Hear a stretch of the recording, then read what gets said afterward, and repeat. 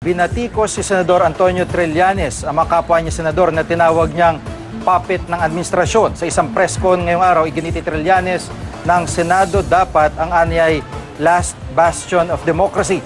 Pero nawala na raw ito sa pagpasok ng administrasyong Duterte. Hindi na rin daw ginagawa ng mga pinuno ng mga komite ng Senado ang kanilang trabaho na imbestigahan ang mga umano'y pang-aabuso ng administrasyon.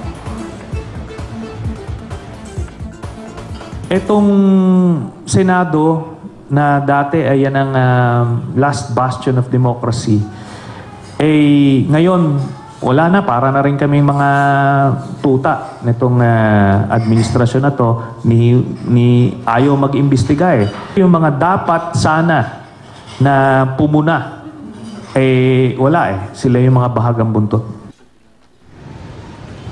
Rumesbak naman si Senador Panfilo Lacson. Hindi raw alam ni Lacson ang pinagagalingan ng mga payag ni Trillanes, pero tila wala na raw si Trillanes sa realidad. Binatikos din niya pagtawag ni Trillanes sa mga kapwa niya senador na mga duwag at puppet. Si Senate President Coco Pimentel naman no comment sa mga pambabatikos ni Trillanes.